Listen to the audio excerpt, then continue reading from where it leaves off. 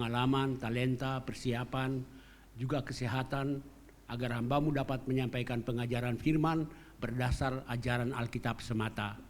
Urapi anak-anak-Mu yang membaca dan mendengarkan penjelasan-penjelasan ini, kiranya Roh Kudus menuntun setiap orang untuk dapat mengerti, menyimak, memahami apa kehendak Tuhan dan memberlakukannya dalam hidupnya, agar kami semua berbahagia. Sebab yang berbahagia ialah mereka yang mendengar firman Allah dan memeliharanya. Bersabdalah ya Tuhan, kami siap mendengarkannya dan memeliharanya. Dalam Kristus Tuhan kami berdoa. Amin. Silakan duduk. Shalom. Selamat pagi apa siang?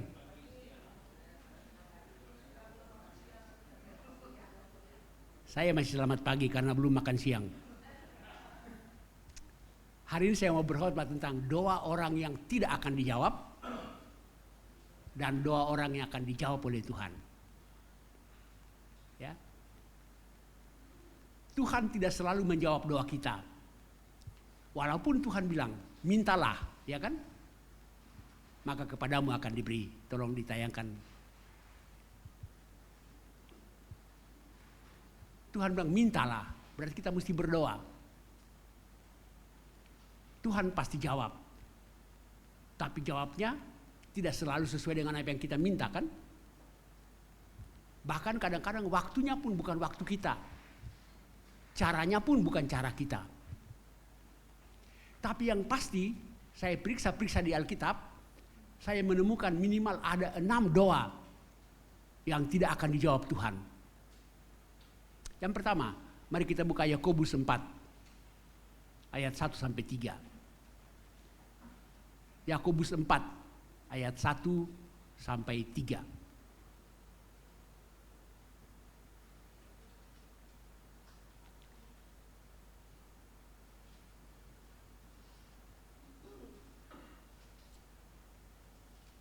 Mari kita baca bergantian. Dari manakah datangnya perkelahian dan pertengkaran di antara kamu? Bukankah datangnya dari hawa nafsumu yang saling berjuang di dalam tubuhmu?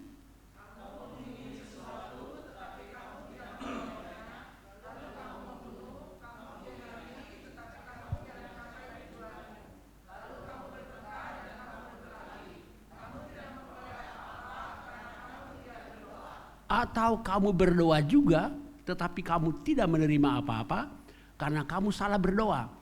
Sebab yang kamu minta itu hendak kamu habiskan untuk memuaskan hawa nafsumu.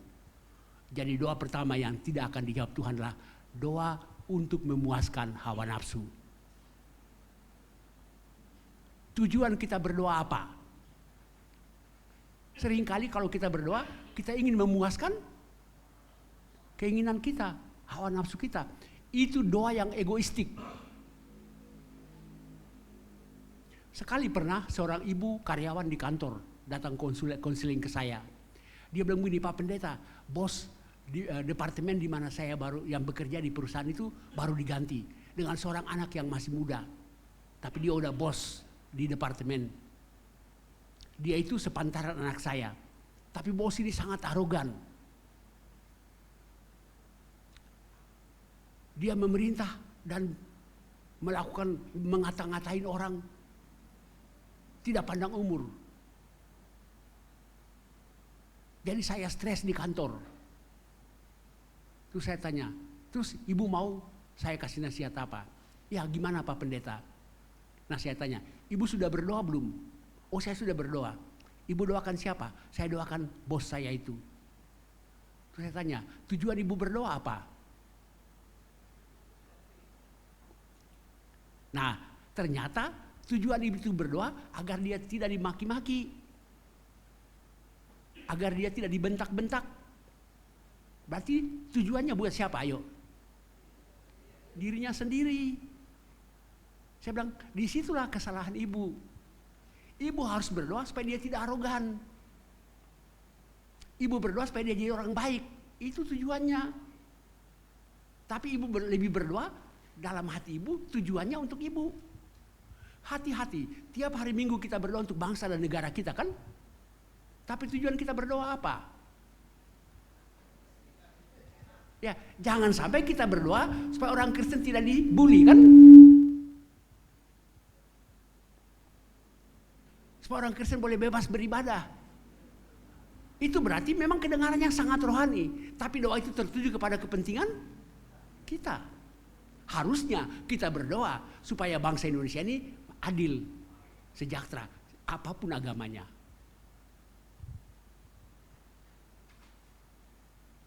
Jadi doa tidak boleh egoistik. Contoh doa yang sempurna, doa Bapa Kami, kan? Ayo saya tanya, walaupun biasa saya jawab sendiri. Dalam doa Bapa Kami ada berapa permohonan?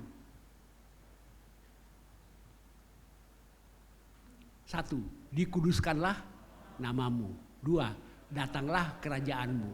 3, jadilah kehendakmu di bumi seperti di surga. 4, berikanlah kami pada hari ini makanan kami yang secukupnya. 5, ampunilah kami akan kesalahan kami. Jangan bawa kami ke dalam pencobaan. 6, tapi lepaskanlah kami dari yang jahat. Ada yang bilang 7, tapi menurut saya karena kata penghubungnya tetapi, kan, jangan bawa kami ke dalam pencobaan tetapi lepaskanlah kami, itu berarti 1 ya. Coba perhatikan, dari 6 permohonan itu, apakah ada aku di situ? Enggak. Perhatikan, 3 yang pertama itu mu, kan? Dikuduskanlah namamu, datanglah kerajaanmu, jadilah kehendakmu. Mu, kan? Sudah itu baru mi, kan? Berikanlah kami, ampunilah kami, jangan bawa kami. Ternyata doa Bapa Kami itu teosentris ya. Yang diminta pertama kepentingan Tuhan. Nama Tuhan, kehendak kerajaan Tuhan, kehendak Tuhan. Baru kemudian kepentingan kita. Tapi kepentingan kita itu walaupun Tuhan semua, kalau kau berdoa, ya, yang doakan pribadi kan? Tapi tetap sapaannya apa? Bapa Kami. Walaupun Bapak sendiri yang Bapak Ibu sendiri yang individu berdoa kan? Tapi sapaannya harus Bapa Kami. Artinya Bapak siapa ayo? Ya semua anak-anaknya kan? Jadi doa Bapa Kami itu mengajarkan kita agar tidak boleh doa yang egoistik, egosentris, dan individualistik. Doa yang Bapa Kami itu mengajar kita untuk doa yang bersifat teosentris ya. Berpusat pada kepentingan Allah.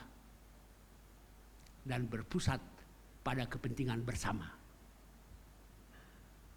Jadi doa yang tidak didengar adalah doa yang hanya ingin memuaskan keinginan sendiri. Kedua, Lukas 18 ayat 8 sampai 14. Apa perlu dibaca? Ayo baca aja kalau gitu. Gantian kiri kanan baca, ayo. Biar saya istirahat gitu. Yang kiri duluan, ayo.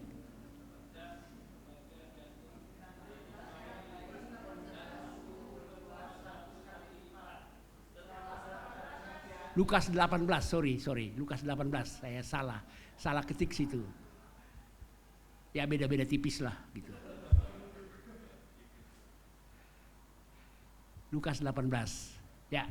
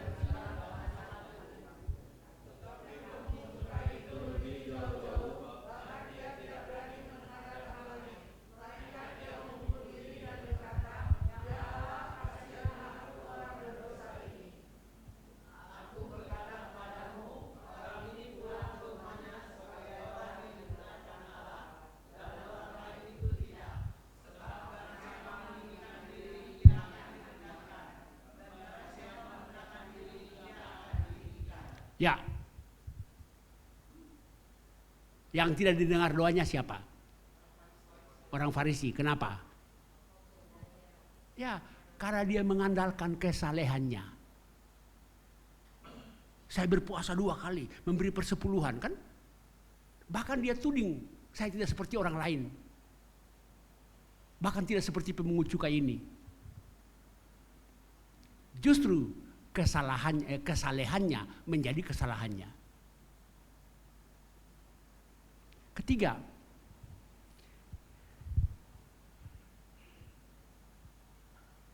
Mazmur 66 ayat 18.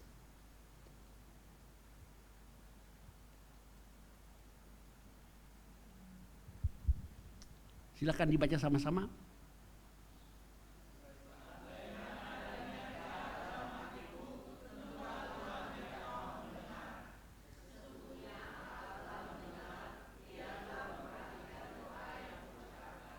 Baik.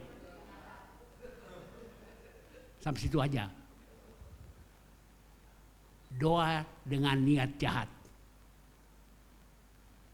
Dia bilang, seandainya ada niat jahat, Tuhan tidak akan mendengar doaku. Niat baik kayak ibu-ibu konseling tadi aja nggak didengarkan, apalagi niat jahat.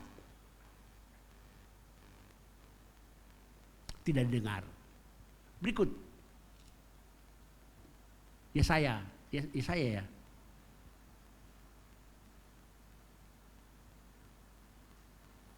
Yesaya 1 ayat 15.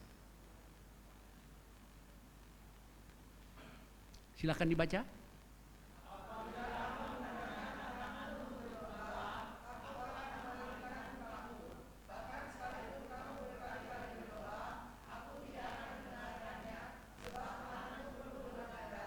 Tangan berlumuran darah. Doa orang yang membuat orang lain menderita. Ya.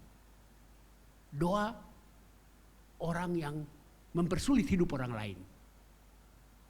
Memang dalam artian berlumuran darah ya, tapi intinya membuat orang lain sengsara.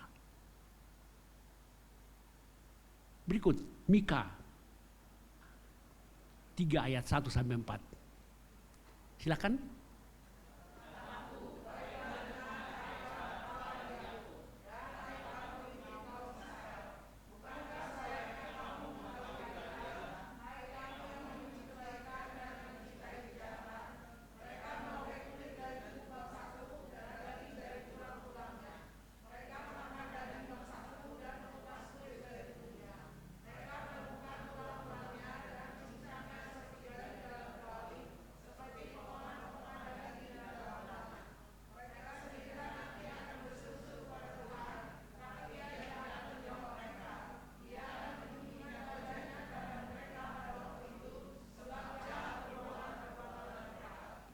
Ya, di sini pemimpin-pemimpin yang menindas orang yang dipimpin.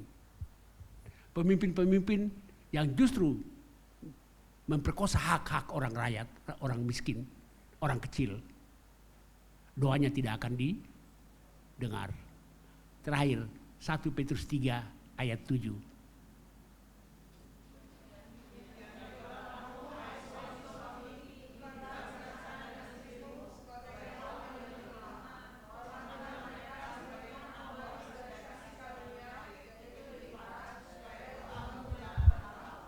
Ya, di sini khusus untuk suami. Siapa merasa suami di sini?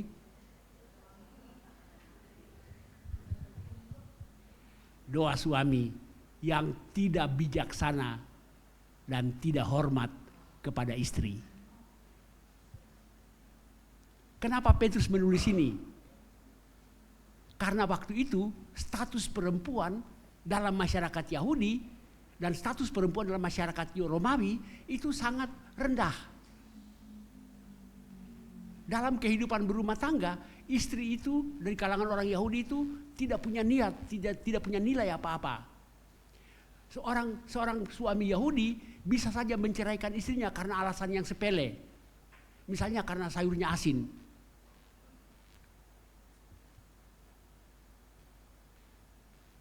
Dalam masyarakat Yunani Romawi juga begitu. Perempuan tidak boleh tampil di muka umum. Istri-istri itu tidak boleh keluar.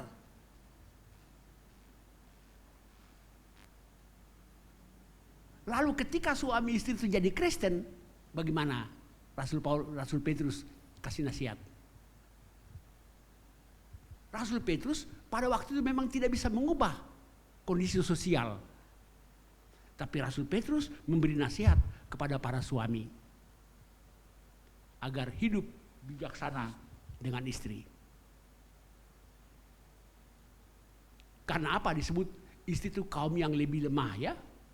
Lemah di sini bukan lemah dalam arti fisik ya. Lemah dalam arti bukan bodoh. Bukan. Siapa bilang perempuan itu lemah? Tahu nggak? Menurut Alkitab Tuhan menciptakan perempuan sebagai apa? Penolong kan? Bagi laki-laki. Ayo, penolong sama yang ditolong, kuatan siapa? Ayo.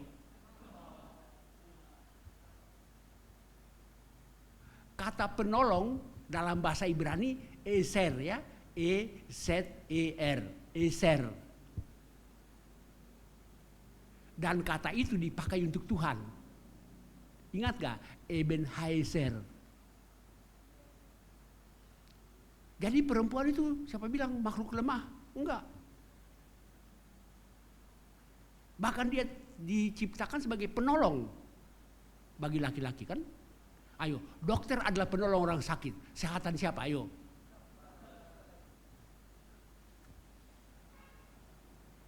Makanya perempuan bukan makhluk yang lemah. Tapi kenapa Petrus mengatakan, hai suami-suami, hiduplah bijaksana dengan istrimu sebagai kaum yang lebih lemah. Lemah dalam artian pada waktu itu adalah status sosial. Dan itu yang Petrus katakan. Minimal suami Kristen pada waktu itu menghormati istrinya walaupun dalam status sosial waktu adalah statusnya sangat rendah ya, tapi minimal seorang suami mesti menghormati istrinya karena apa? Bacaan kita tadi bilang apa? Sebagai teman pewaris dari kasih karunia yaitu kehidupan. Ngerti nggak maksudnya? Kalau ngerti saya nggak usah jelaskan. Teman pewaris, ayo. Ratu Elizabeth pewaris takhta kan? Pangeran Charles ahli waris. Bokap nyokap, tahu kan bokap nyokap kan? Bonyok. Mereka adalah pewaris harta kan? Anak-anak adalah ahli waris. Nah, Petrus bilang suami harus menghormati istri karena istri adalah teman pewaris dari kasih karunia yaitu kehidupan. Ketika orang tua mati, kehidupan diwariskan kepada anak-anak kan? Ngerti enggak sih? Kayak bengong ya. Ya, hidup diwariskan kan? Dapatkah suami sendiri mewariskan kehidupan? Dapatkah istri sendiri mewariskan kehidupan? Enggak. Karena itu, Petrus bilang sama suami-suami pada waktu itu ya, sekalipun status istrimu secara sosial sangat rendah, tapi minimal kau mesti menghormati dia, karena tanpa dia Anda tidak mungkin mewariskan kehidupan.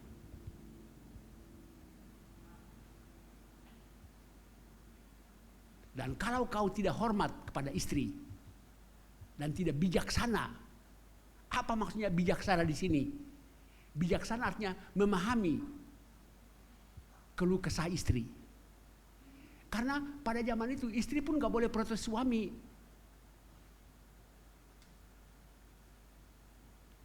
Tapi seorang suami yang bijaksana pasti ngerti istrinya lagi sebel kan? Tapi kalau suami tidak hidup bijaksana dan tidak hormat kepada istri, kata surat Petrus, doanya terhalang. Boro-boro nyampe, boro-boro didengar dan dijawab, nyampe pun enggak. Itulah 6 catatan yang saya perlu di Alkitab ya.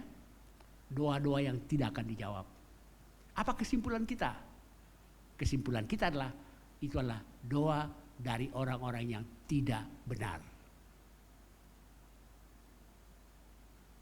Doa orang yang tidak benar. Lalu doa siapakah yang dijawab? Mari kita buka Yakobus 5 ayat 14 sampai 18. Kita baca gantian ya. Yakobus 5 ayat 14 sampai 18. Kalau ada seorang di antara kamu yang sakit, baiklah ia memanggil para penatua jemaat supaya mereka mendoakan dia serta mengolesnya dengan minyak dalam nama Tuhan.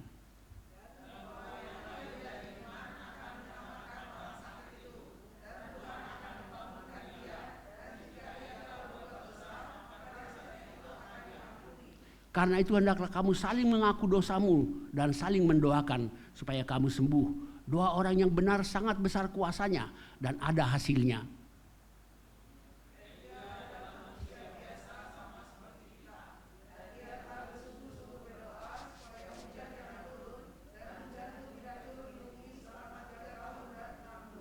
Lalu ia berdoa lagi dan langit pun menurunkan hujan dan bumi pun mengeluarkan buahnya. Oh ya, kalau Anda perhatikan tadi yang saya baca beda ya. Karena yang saya baca ini dari TB2. Terjemahan baru edisi 2. Yang Anda baca tadi itu terjemahan baru edisi 1. Terjemahan baru edisi 1 itu dirilis tahun 1974. Tapi proses penerjemahannya pasti sudah 20-an tahun sebelumnya ya. Ya taruhlah bahasa Indonesia yang dipakai di TB1 itu adalah bahasa Indonesia dari 1950-an ya. Dan sekarang bahasa Indonesia sudah berkembang dengan pesat. Sehingga ada perbaikan redaksi, perbaikan kalimat-kalimat. Ada sedikit perubahan-perubahan yang tidak substansial, yang tidak sangat signifikan ya. Termasuk yang tadi. Kalau Anda banding, ada beda ya. Di TB1, jadi TB2 itu hanya memperbaiki bahasa dan sedikit terjemahan yang lebih pas dengan teks asli. Salah satu perubahan adalah dalam TB2 ini tidak lagi dipakai kata sorga, tapi surga. Karena menurut bahasa Indonesia yang baku bukan sorga, tapi surga. Waktu Elai menjelaskan itu, dalam hati saya bilang begini, oh mungkin karena itu selama ini doa kita nggak nyampe ya. Karena kita berdoa kepada Bapa kami yang di sorga kan, padahal beliau tinggal di salah alamat, itu kan gitu. Bukan, itu hanya perbaikan bahasa. Nah, di TB1, doa orang yang benar, bila dengan yakin didoakan ya, sangat besar kuasanya. Di TB2 tidak ada lagi kalimat bila dengan yakin didoakan ya. Di TB1 tidak ada kalimat dan ada hasilnya. Tapi di TB2 ada kalimat ada hasilnya. Itu tidak bertentangan. Ayo, doa TB1 ya, doa orang yang benar bila dengan yakin didoakan. Kalimat itu berarti apa? Ada orang benar tapi berdoanya nggak yakin. Ya enggak? Doa orang yang benar bila dengan yakin didoakan. Berarti ada orang benar tapi doanya enggak yakin. Tapi tidak salah karena ini adalah penjelasan ya. Di naskah-naskah kuno dua-duanya ada. Tapi rupanya naskah kuno itu yang bila dengan yakin didoakan itu adalah lebih mudah sedikit usianya dari naskah yang lebih satu, yang lebih tua. Ini berarti mau ditekankan ya, bahwa orang berdoa, orang benar, dia pasti berdoa dengan yakin. Jadi dari dua teks TB1, TB2 ini tidak ada perubahan signifikan ya. Tapi yang saya mau elaborasi sekarang adalah siapakah orang benar itu? doa orang benar. Orang benar itu apa? Kalau orang benar ialah orang yang tidak pernah melanggar satu pun perintah Tuhan seumur hidupnya. Ada enggak? Enggak ada kan? Profesor Christoph Barth, dia bilang begini, ya, orang yang benar itu bukan orang yang tidak berdosa. Tapi orang benar ialah orang berdosa yang sadar, ngaku bahwa dia berdosa. Dia benar gak? Gini, orang jelek yang ngaku jelek, benar gak dia? Iya kan? Orang sakit yang ngaku dia sakit, dia benar gak? Benar kan? Kalau saya bilang saya orang Chinese, mata sipit, kulit putih, rambut lurus, saya benar gak? Enggak, gitu. Tapi kalau saya bilang saya orang Ambon, hitam, keriting, jeleknya dikit, cakepnya banyak, saya benar kan? Saya pernah berkhotbah begitu di sebuah persekutuan doa kantor. Begitu saya bilang jeleknya dikit, cakepnya banyak, ada karyawan nyeletuk, itu juga tidak benar, katanya gitu. Menghina banget ya. Jadi orang benar bukanlah orang yang tidak berdosa. Tapi orang benar adalah orang berdosa yang sadar, ngaku bahwa dia berdosa. Maka dia cari Tuhan kan? Orang sakit yang ngaku sakit cari dokter. Orang jelek yang ngaku jelek cari apa? Salon kecantikan kan gitu. Itulah sebabnya Yakobus bilang tadi, kalau ada orang yang sakit ngaku dosa dulu, baru panggil penatua kan?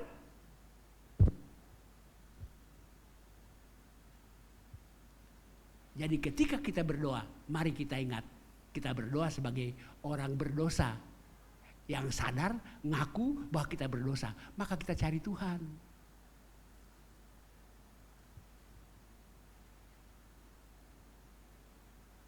Kedua, orang benar ketika berdoa, dia tidak hanya minta ya, tapi cari. Kan Tuhan bilang apa? Mintalah kepadamu akan diberi. Carilah kan? Minta, cari. Orang benar itu tidak hanya berdoa lalu tidur. Habis berdoa kerja. Sakit minta kesembuhan, sudah itu ke dokter. Masuk angin, berdoa minta kesembuhan. Sudah itu beli antangin JRG kan? WC, bablas anginnya kan gitu. Berdoa itulah sebabnya semboyan gereja dulu, gereja perdana. Ora et labora kan? Berdoa dan bekerja. Itu bahasa Latin ya. Ora et labora. Ora oral mulut ya. Labor kerja. Ora et labora. Kalau berdoa tapi tidak bekerja, tahu nggak bahasa Latinnya apa yuk? Ora kerja gitu. Ketiga, orang benar dalam hal berdoa tidak hanya minta lalu kerja. Dalam hal berdoa Tuhan Yesus ada 3 kata kunci kan? Mintalah maka kepadamu akan diberi. Carilah maka kamu akan mendapat. 3, ketoklah maka bagimu pintu akan dibukakan. Ayo, apa makna ketok?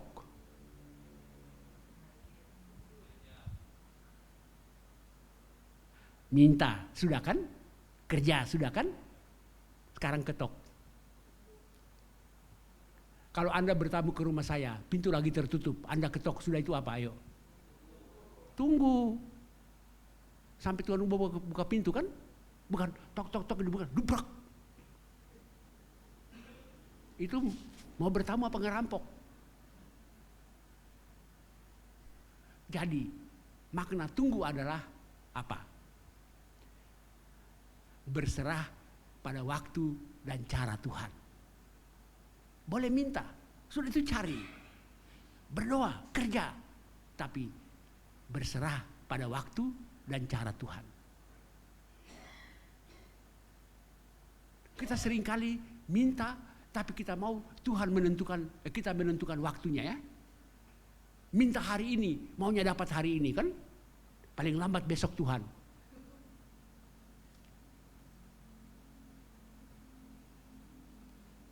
Ketika kita berdoa sebagai orang benar, kita berserah pada waktu Tuhan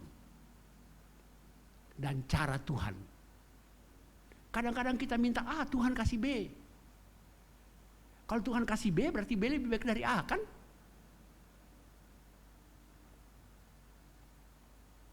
Dan yang keempat, orang benar adalah orang yang hanya bergantung pada Tuhan. Pertanyaannya begini, sebelum kita minta Tuhan sudah tahu belum? Kenapa minta? Ayo. Ya. Saya seringkali dengar orang berdoa begini, dia udah minta banyak-banyak ya. Dia masih tutup lagi dengan kalimat begini, banyak lagi yang kami mau minta ya Tuhan, tapi Engkau sudah tahu kan gitu. Menurut saya, kalau mau pakai kalimat begitu kan dari awal aja kan. Bapa kami yang di surga, Engkau sudah tahu, amin, kita pulang cepat kan gitu. Ayo, kalau Tuhan sudah tahu, kenapa kita masih minta? Ya, seperti bilang tadi, karena minta itu bukan supaya dapat atau tidak dapat. Karena dapat atau tidak dapat itu kedaulatan Tuhan. Tapi karena kita minta, itu adalah tanda bahwa kita hanya bergantung sama Tuhan. Contoh, anak Anda sebelum minta makan, Anda sudah siapkan makanan kan? Tapi kenapa dia ketika lapar, makan mak, kan? Dia minta atau tidak minta, Anda sudah siapkan. Itu tapi dia minta karena apa? Itu manifestasi bahwa dia hanya bergantung sama Anda. Ketika dia butuh duit, Pak, duit mak, Pak, duit mak, gimana sih? Mak, duit pak, Pak, duit pak, kan? Jadi orang benar waktu berdoa itu adalah dia hanya bergantung sama Tuhan. Minimal 4 ciri orang benar waktu berdoa ya. Orang berdosa yang sadar dan mengaku bahwa dia berdosa. Dia tidak hanya minta tapi cari. Dia tidak hanya minta dan cari tapi sabar menunggu waktu Tuhan. Dan semuanya itu bersumber dari manifestasi kebergantungan sama Tuhan. Dan menurut Yakobus tadi ada hasilnya. Ya kan? Nah, apa hasil dari doa orang benar?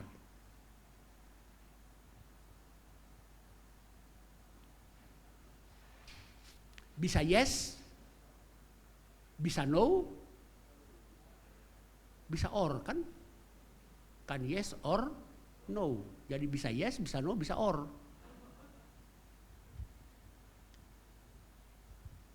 Bisa yes, bisa no, bisa wait.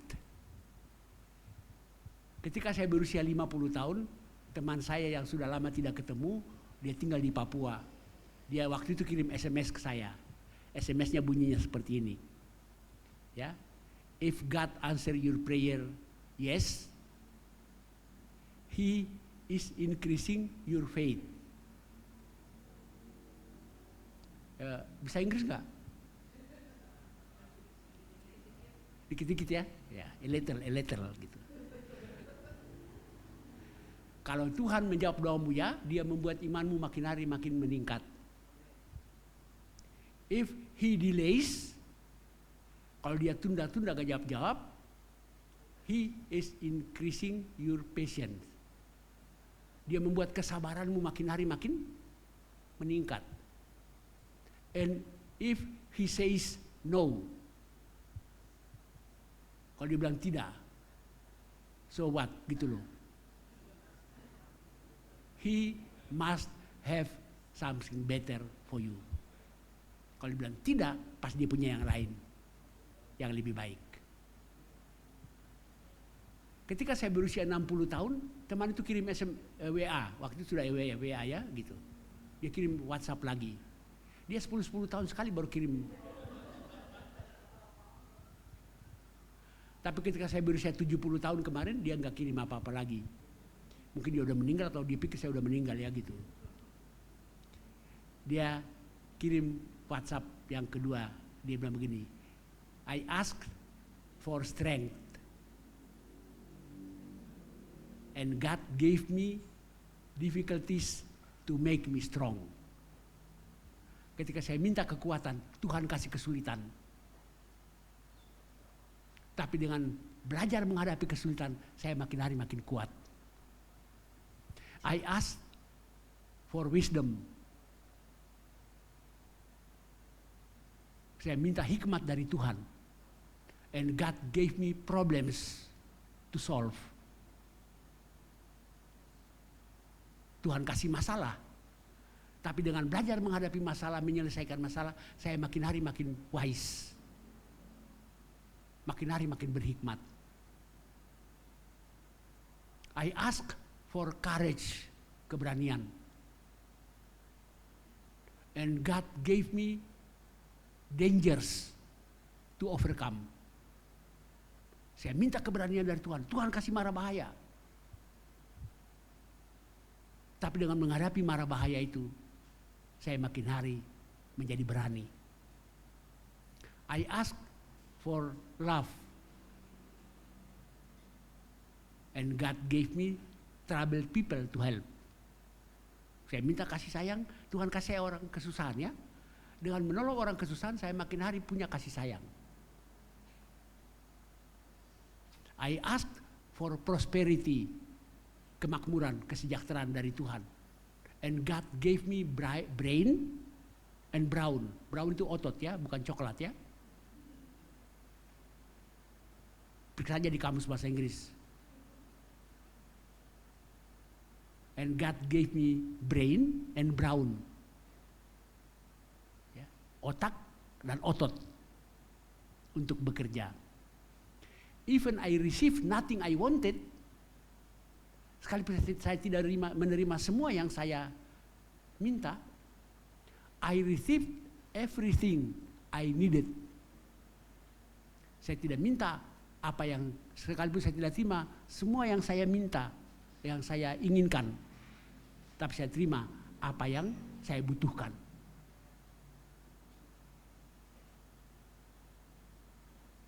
And I realized all my prayers have been answered. Dan semua doa saya sadar hanya bahwa seluruh doa saya sudah dikabulkan. Jadi jawaban Tuhan bisa yes, bisa no, bisa wait. Itu hasilnya. Pertanyaan terakhir. Doa orang benar sangat besar kuasanya. Yang besar kuasanya itu doanya apa orangnya. Jangan ditayangkan dulu. Karena di pertanyaan terakhir. Yang besar kuasanya itu doanya apa orangnya.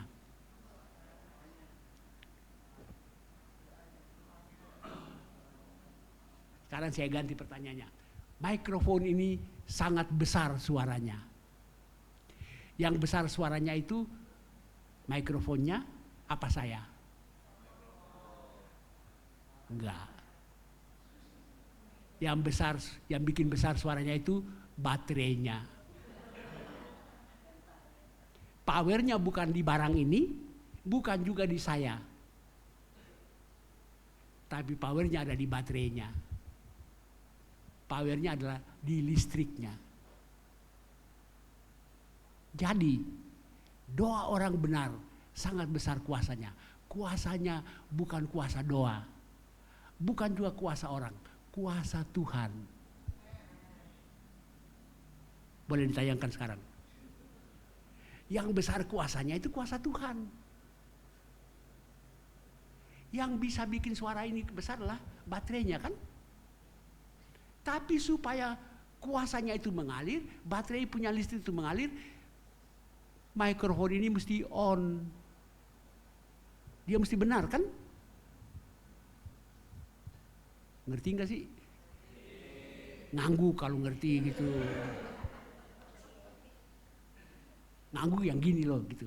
Ada ngangguk yang kedua gini gitu. Ya, sebenarnya bikin besar suaranya itu baterainya kan. Tapi supaya power dari baterai itu bisa keluar, mikrofonnya mesti on. Kuasa Tuhan itu mengalir ketika kita berdoa sebagai orang benar. Kuasa Tuhan itu mengalir ketika hidup kita on di hadapan Tuhan. Tapi seringkali ketika kita berdoa, powernya tidak keluar karena kita tidak on, tapi on. Jadi saya tutup renungan ini dengan mengucapkan pada sekalian, selamat on. Jangan on. Anda yang jawab sendiri ya, bukan saya ya gitu. Jadi selamat berdoa sebagai orang benar. Dalam definisi minimum 4 ciri tadi ya. Gitu. Dan doa Anda pasti ada besar kuasanya dan ada hasilnya. Amin. Bapa di surga, pengajaran firman telah hamba-Mu sampaikan dalam segala kelemahan, kekurangan dan keterbatasan manusiawi. Roh Kudus yang tidak terbatas akan menumbuh kembangkan dan mengaplikasikan setiap pengajaran ini dalam hidup anak-anak-Mu di gereja ini yang sudah mendengarkannya, baik on-site maupun online. Biarlah kami semua dipimpin oleh Roh Kudus untuk mengalami bagaimana kami berdoa sebagai orang benar. Dalam Kristus Tuhan kami berdoa. Amin.